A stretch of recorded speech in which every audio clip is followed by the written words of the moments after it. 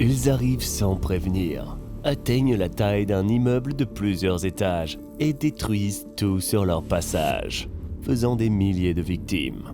Non, il ne s'agit pas des monstres des films populaires. Je parle d'eau de mer ordinaires qui se rassemblent soudainement en un tsunami. Si vous pensez qu'ils ne vous concerneront jamais, vous n'en serez pas si sûr. Comment reconnaître une telle menace imminente? Et comment l'océan produit-il des vagues aussi meurtrières? Le plus grand danger d'un tsunami est sa soudaineté. Il n'est pas étonnant qu'en japonais, tsunami signifie vague dans le port. On dit qu'il a été inventé par des pêcheurs. En revenant avec leur prise, ils ont vu que leur port avait été détruit par une vague féroce qu'ils n'avaient même pas vue. Le fait est qu'en pleine mer, les tsunamis ne dépassent généralement pas 1 mètre de haut, ou 3,3 pieds. Mais en longueur, c'est-à-dire la distance entre les crêtes, ils peuvent atteindre 100 à 200 km, 60 à 120 miles. C'est au moins 1000 fois plus grand que les vagues ordinaires. Et leur vitesse est comparable à celle d'un avion à réaction. Et ce n'est que sur les côtes que les tsunamis atteignent des tailles incroyables. Alors comment expliquer cette soudaine furie des éléments? Le vent, comme dans le cas des vagues ordinaires, n'y est pour rien. La masse d'eau est littéralement poussée par une impulsion courte et puissante provenant du fond de l'océan. Et un déplacement brutal de l'océan se produit à grande échelle. La cause peut être un tremblement de terre, une éruption volcanique, un glissement de terrain, une explosion, l'effondrement de rochers et de glaciers ou des astéroïdes qui frappent l'eau. Mais dans 88% des cas, la cause principale est sismique. L'énergie motrice d'un tsunami, contrairement à une vague ordinaire, passe à travers l'eau et non au-dessus. Ainsi, 95% du cycle de vie d'un tsunami est invisible à l'œil nu, et ce n'est qu'à sa fin qu'il remonte à la surface. Maintenant, prenez une grande respiration et plongez avec moi dans l'épicentre même de ces événements. Au moment où les plaques lithosphériques de la croûte terrestre se déplacent. La secousse est puissante, près de 8 points, ce qui signifie qu'un tsunami ne peut être évité. À cause du choc, une partie du plancher océanique monte, tandis qu'une autre descend. Et l'océan commence à osciller verticalement, lançant une série de vagues. Si un navire se trouve au-dessus du centre de ce séisme, il est en sécurité. La hauteur des vagues qui battent sur son flanc est d'environ d'un demi-mètre, 1,64 pieds. Mais dans les profondeurs de l'océan, tout tremble, du fond à la surface. Imaginez l'énorme masse d'eau qui se précipite maintenant vers la côte. Et à une vitesse de 400 à 880 km par heure, 249 à 547 miles par heure. Et dans certains cas, jusqu'à 1000 km par heure, 621 miles par heure. Que verrez-vous depuis la côte? Si vous attendez une vague meurtrière, comme dans les films catastrophes, vous ne serez peut-être pas prêt pour ce qui va réellement se passer. Et vous-même, rencontrerez certainement la mort, subjugué par le comportement inhabituel de l'eau. Avant un tsunami, elle se retire souvent, exposant la côte en raison du tassement de la terre à l'endroit du séisme. La pire chose que vous puissiez faire à ce moment-là est donc de commencer à ramasser des coquillages et des animaux au fond de la mer. C'est ce que de nombreuses personnes ont fait lorsqu'elles ont rencontré un tsunami pour la première fois.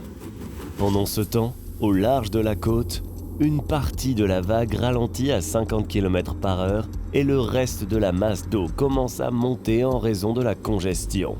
Plus l'océan est profond, plus la crête est haute. Et plus l'eau se retire, plus le tsunami est grandiose.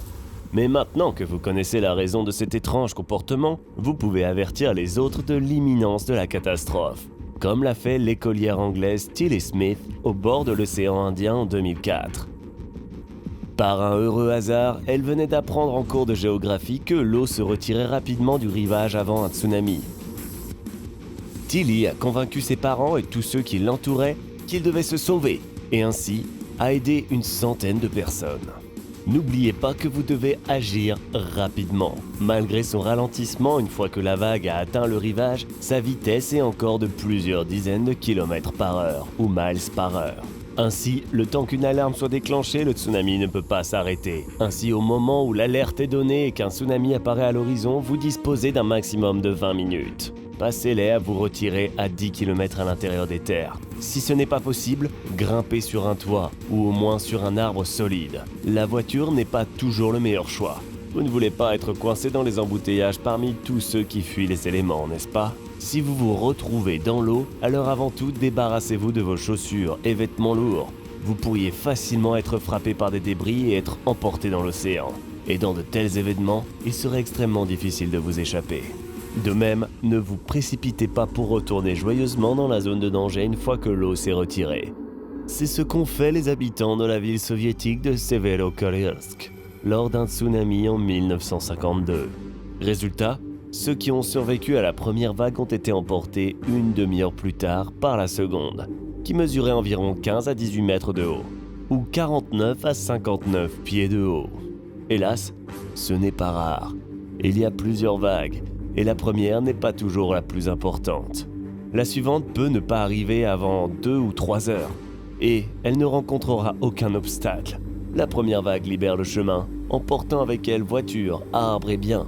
La deuxième vague emporte tout, détruisant les bâtiments et tout ce qui se trouve sur son chemin. C'est exactement ce qui s'est passé à Severodvinsk. Les secousses ont commencé vers 4 heures du matin, et lorsque le brouillard matinal s'est dissipé, les fragments flottants dans l'eau étaient les seuls vestiges de la ville sur le rivage. Par conséquent, ce n'est que 3 ou 4 heures après l'attaque finale que vous pouvez enfin respirer. Mais ne croyez pas que, pour vous sauver, il suffit de remarquer à temps le comportement étrange de l'eau. L'eau ne se retire pas toujours avant un tsunami. Et il ne suffit pas de se fier à un seul signe. Les informations les plus précises sur la menace seront fournies par les centres d'alerte au tsunami. Le fait est que les ondes sismiques se déplacent beaucoup plus vite que les ondes normales.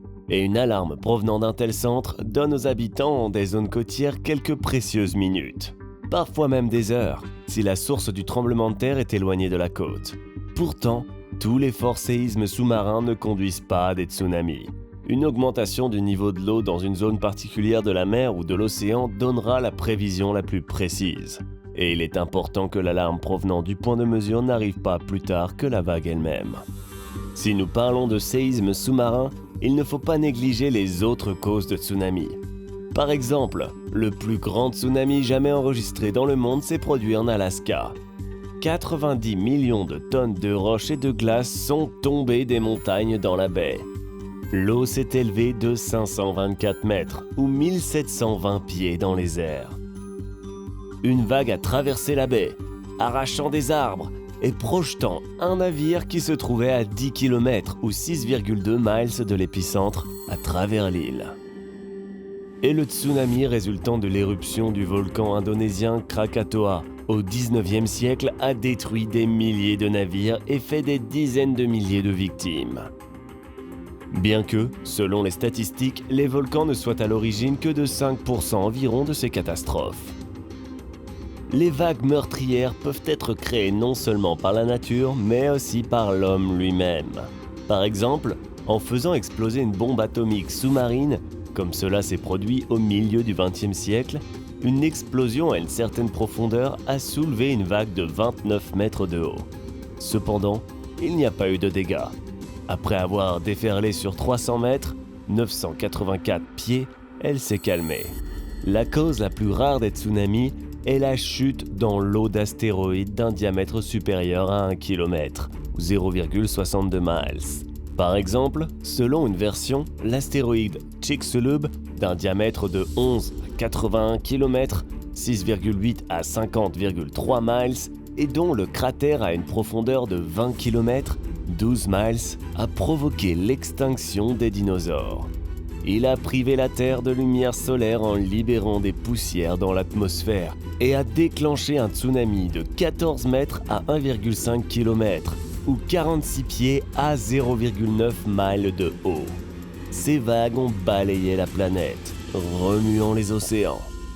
Le tsunami le plus meurtrier a été celui déjà mentionné près de l'île de Sumatra en 2004. Il a touché 14 pays et fait plus de 200 000 victimes. L'énergie du tremblement de terre qui l'a déclenché équivalait à 20 000 bombes atomiques, comme celles qui ont été lancées sur Hiroshima. Si vous avez des plans pour de futures vacances, mais que vous hésitez soudainement, ne vous précipitez pas pour les reporter. Tout d'abord, le plus grand danger en termes de tsunami est la zone de l'océan Pacifique appelée le cercle de feu. Ensuite, en ce qui concerne les petites vagues, même là, elles ne se produisent généralement pas plus de 4 fois par an. Et ce n'est qu'une fois par décennie que des records de hauteur de 10 mètres, environ 30 pieds, voient le jour. Avez-vous déjà été témoin d'un tsunami ou d'une autre catastrophe naturelle? Faites-le nous savoir dans les commentaires. Si vous avez aimé la vidéo, donnez-lui un pouce en l'air. Abonnez-vous à la chaîne, cliquez sur la cloche pour recevoir des notifications de nouvelles vidéos et n'oubliez pas de nous recommander à vos amis.